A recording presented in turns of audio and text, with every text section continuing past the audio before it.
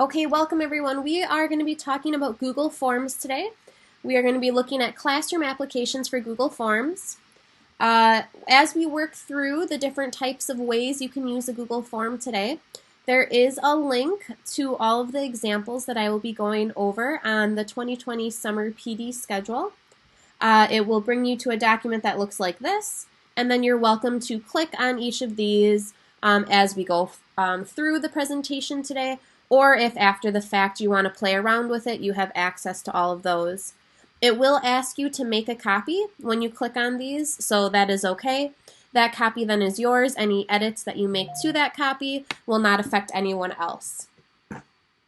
So today we're going to get started. You'll notice I have about 6 different classroom applications for Google Forms that I'd like to talk to you about today. So I'm going to try to spend about 5 minutes on each. The first one that we're going to do is quizzes. That's probably one of the biggest classroom applications for using a Google Form would be creating a quiz for your students to take. When you start creating a quiz, the first thing you're going to want to do is, as long as you want it to be a quiz, we're going to want to go up to our settings in the top right corner. And you'll notice when we click on that gear icon, it will bring up the settings. We have our general settings, which I know we've talked about in previous sessions. So you're going to want to go through and make sure that those settings are adjusted to how you see fit. A couple settings to bring up in this situation, restricting it to Sheboygan Area School District users. So that means if you are going to be sending this out to someone without an SASD account, they will not be able to do the Google form. So if you're sending it out to the community or parents, you're going to want to uncheck that. Another one to make note of is this limit to 1 response. If you select that, people will only be able to do the form once, which might be pertinent if you are doing a quiz for your students. So you might want to choose to check that one. Another one is collecting email addresses. If you do not collect email addresses and do not have a name field, you will not know who filled out your Google form. So you might want to change that one on as well. But when we are talking about doing a quiz, we're actually going to click on the Quizzes tab over here at the top. And when we click on that, you can toggle on and off if you would like to make a quiz. So currently this is turned off, but I can toggle it on, which gives me some additional settings. The first one is if your students use Chromebooks, you can turn on locked mode for a quiz. And it explains what that is, but locked mode doesn't allow you to open up other tabs while they are taking the quiz. So if you gave them a quiz and then they tried to research the answer for that question, they would not be able to open an additional tab. Just make sure that if somewhere on your Google form you have a link that you want them to click and maybe it opens up a new tab, that you don't turn that on, because then the quiz will not work. Some additional features for when we're doing a quiz: you can have it release the grade immediately after the students submit the quiz. I'm going to show you how you can pick correct answers, so the Google form will automatically grade that for you. So if you would like, you can automatically have the students see what answers they got correct and incorrect, or their total grade. Or you can switch that to be later. So you would then inform them of the grade they received. And then down here is where you can decide what you would like your students to see, as long as this is turned on, right? So do you want them to be able to see the correct answer? If you are doing a quiz that you're going to allow students to retake, I would deselect that, because then they would know what answer is the correct answer, and then when they go to retake it, all they have to do is pick the correct one. So some things to consider when you're in the settings setting up a quiz.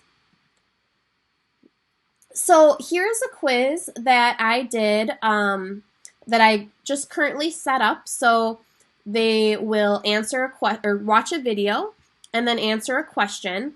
And you'll notice that I have 3 different sections for my students. So they're going to be watching 3 different videos on different types of insects and answering one question based off that. When I created my questions, a couple of settings to make note. I obviously made them required because it is a quiz. I want them to answer that question. If I were to toggle this off, students could continue on without answering the question, and that's not what I would like to see on a quiz setup. The other thing is you'll notice I have an answer key. So when you set it up as a quiz, you will then be given this option, and I can click on the answer key, and you'll notice that I was able to select the correct answers. And in this situation, there are actually 3 correct answers for this question. So I selected all 3 of them, and then I was able to give them feedback immediately. So if they were to get the question correct, it's going to say, great job. If they get the answer incorrect, they're going to get this message saying, sorry, please watch the movie again. I'm not having my students retake this quiz, but I do want them to relearn the material. So then I relinked the video there. You can always edit these and change it to be however you would like. And when you have your answers selected and feedback entered in, all you have to do is say done.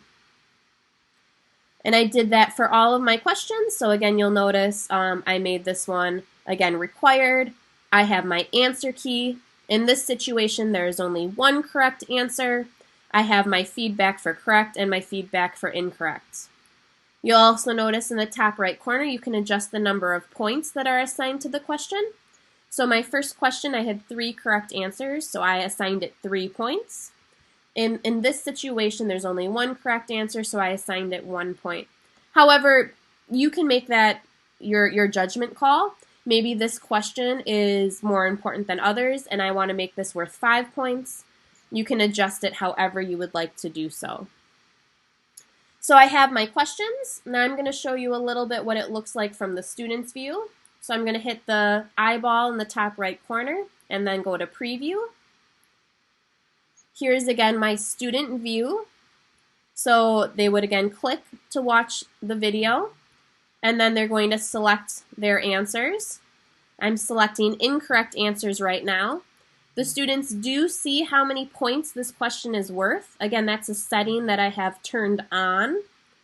Then when they go next, it's not immediately telling them what answer they got wrong, so I'm not discouraging them. But at the end of the quiz,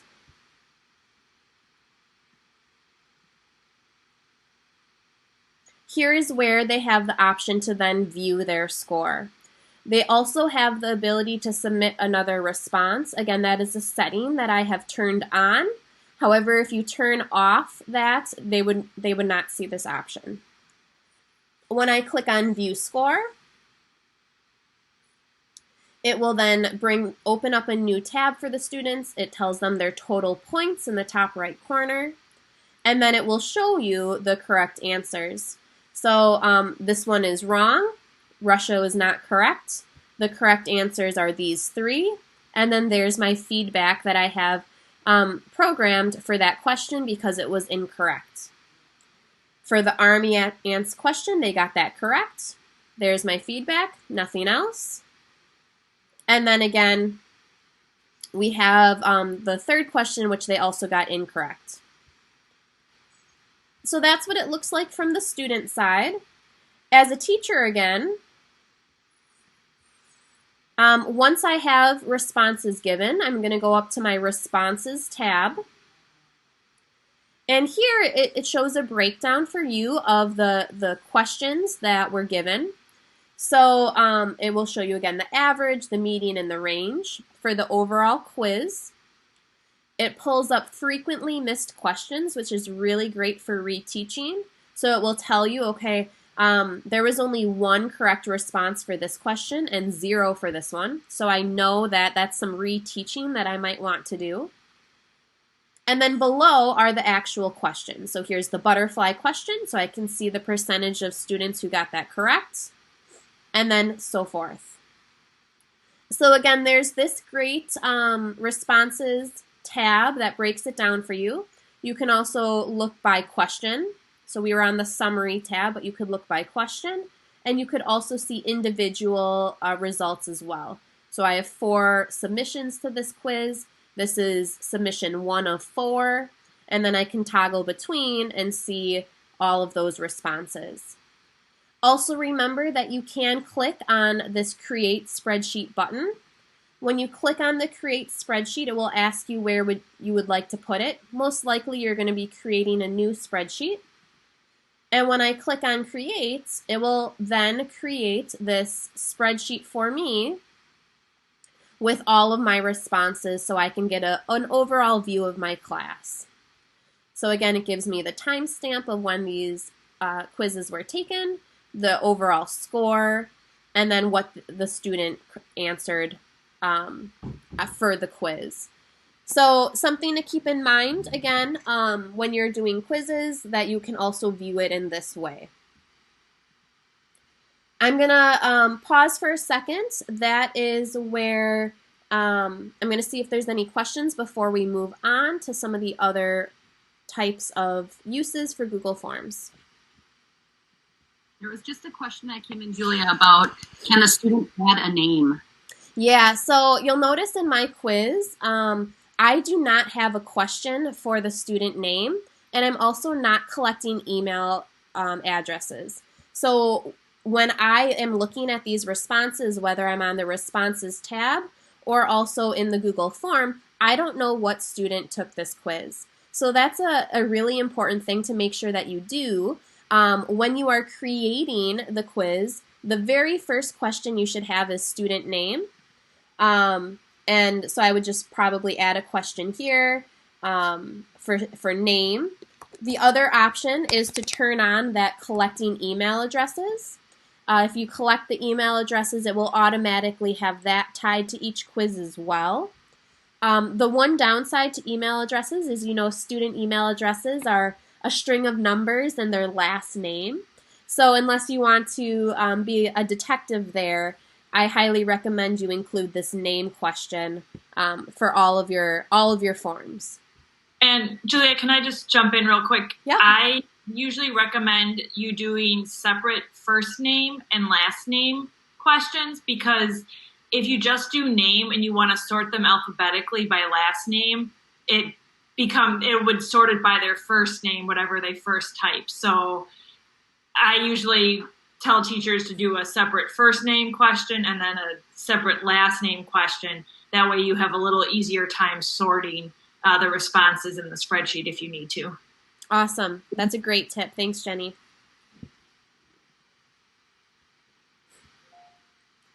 Okay, so then we'll move on to some of the other different types of ways that you can use Google Forms.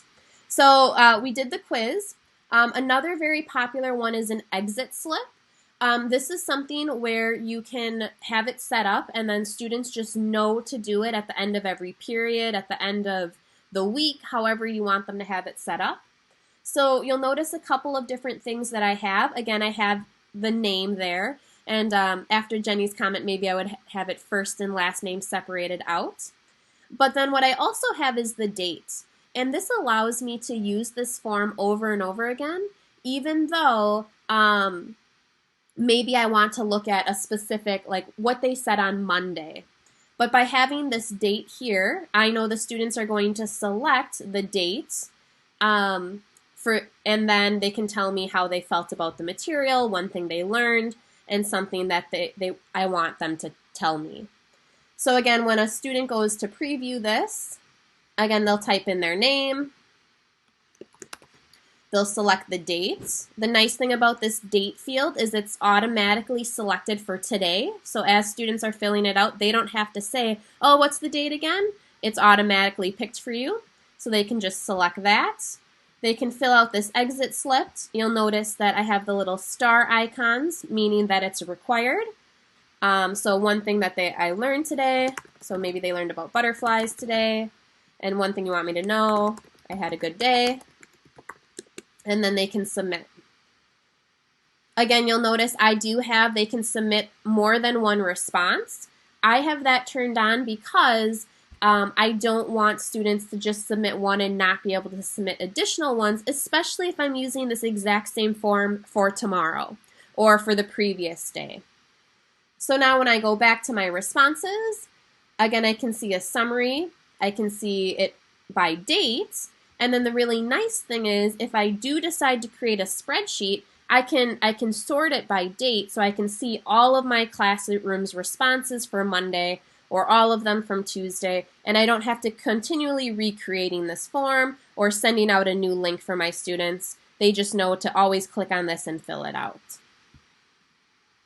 So that's one way to do exit slips, and again, you could have as many questions or as few questions as you would like, but that date feature is very nice.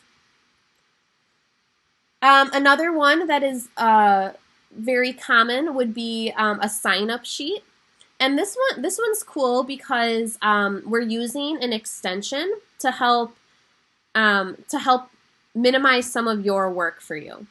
So this is a sign-up sheet, just an example for a class party, right? Maybe you're going to be sending this out to parents and you want them to volunteer to bring something for the class party.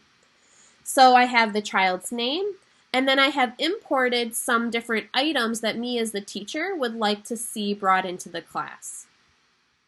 So when the parent goes to preview that, again, you'll notice it's just their name and then what they're going to bring, and they can select what they would like to bring. So maybe I'm going to be bringing popcorn. And then I'm going to do another one from the parent's perspective. I'm going to be bringing apple juice. And you'll notice that I can also do, let's see, let me think of another name. Sorry. Greg. And I'm going to also be bringing apple juice.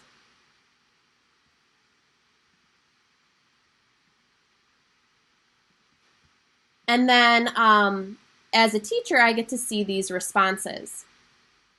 Okay, I get to see what they're going to be bringing. One of the extensions that I'm talking about, the add-on, is we're using Choice Eliminator. So what this does is once the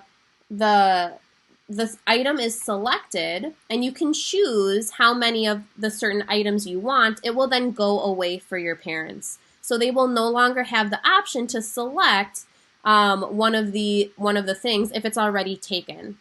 So let me, so for example, in Choice Eliminator, I'm going to go to my add-on and I'm going to select Choice Eliminator.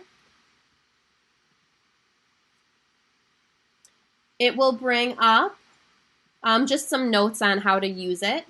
But then you'll notice here is my add-on, and I have it selected for what I will bring. So I will bring, and I'm going to eliminate certain choices.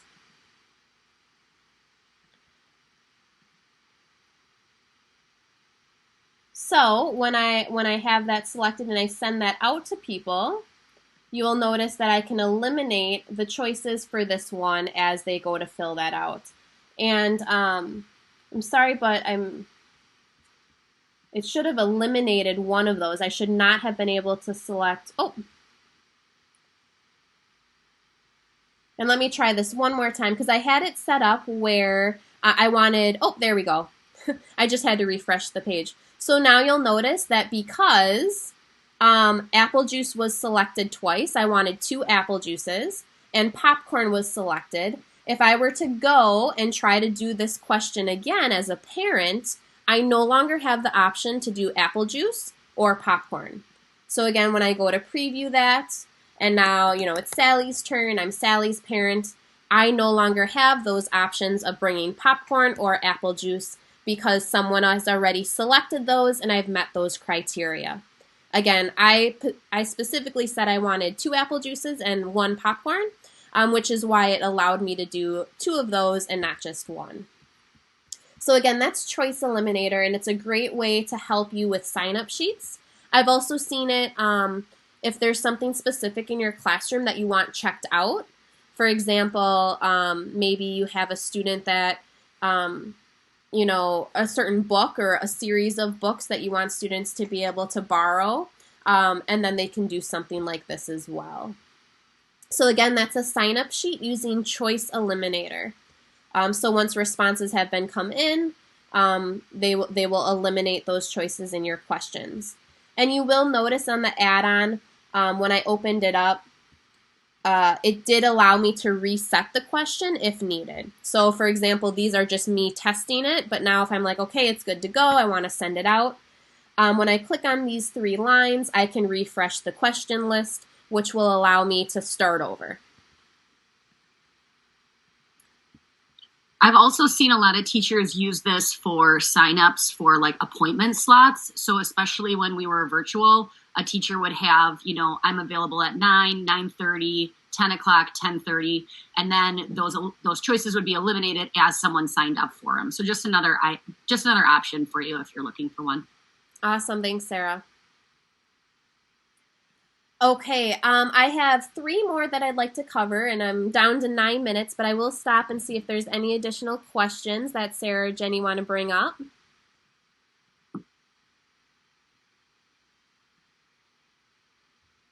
I think we're good on questions.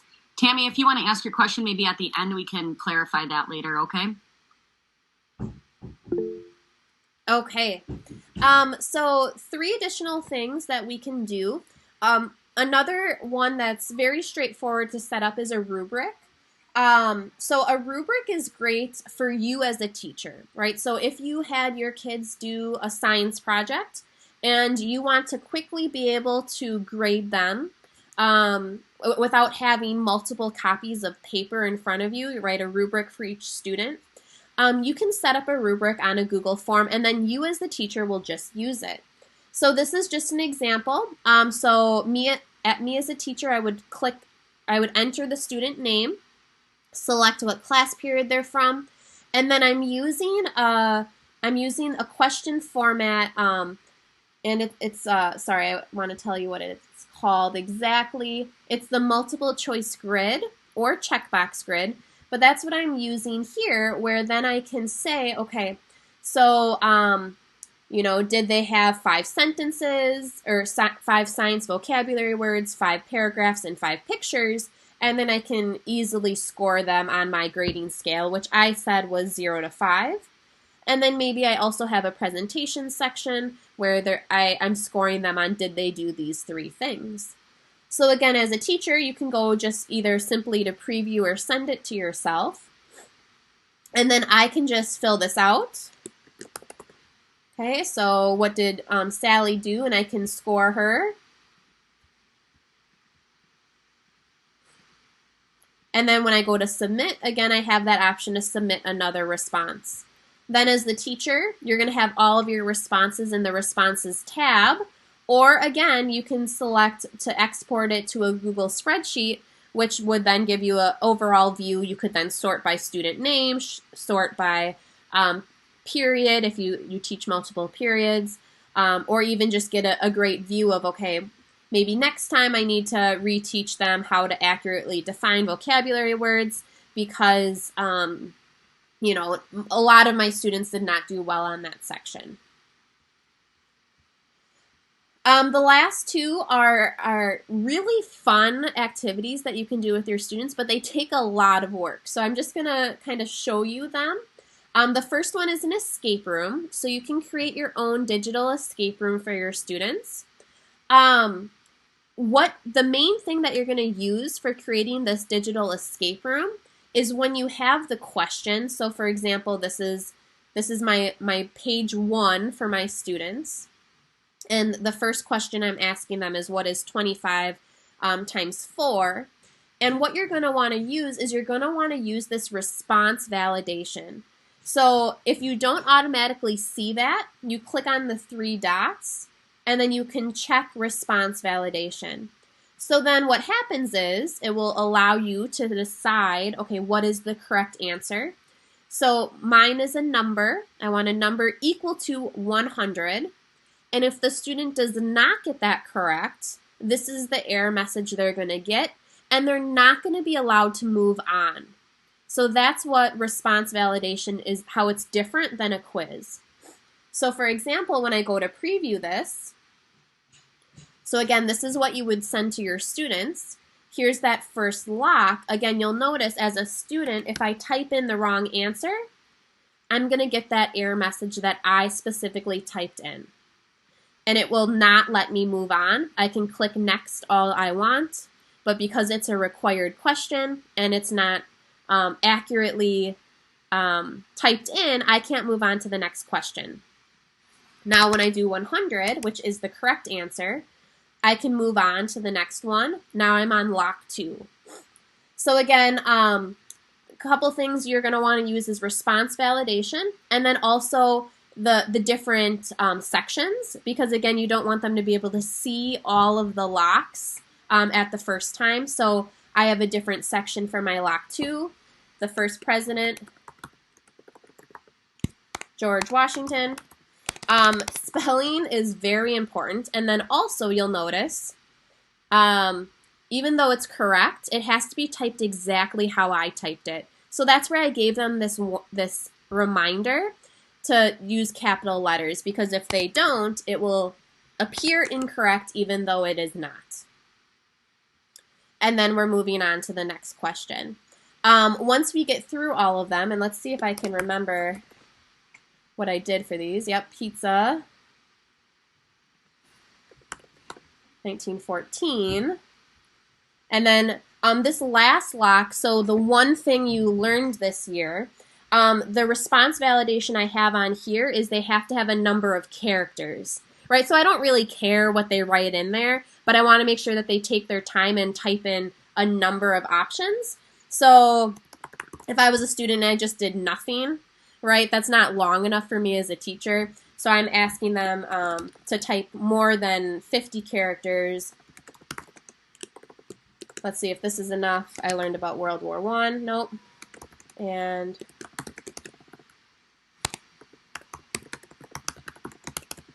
okay.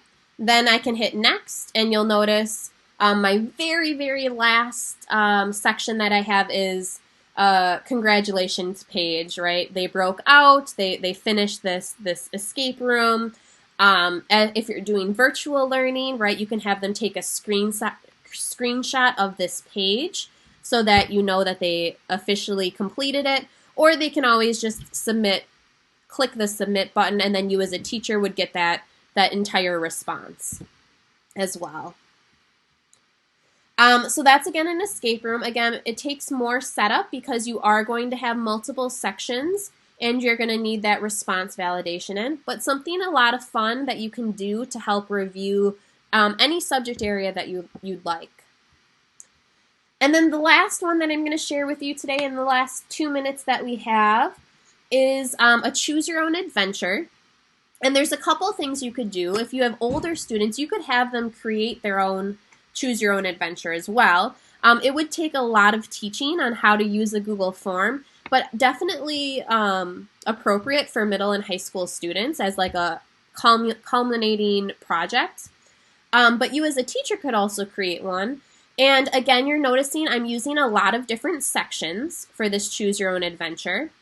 The other thing that I'm using to help set this up is the after this section, where are they going to go? So for example, when I have this question, okay, so this is a PBIS example. So talking about, they're throwing garbage on the floor. What are you as a student on the student council going to do?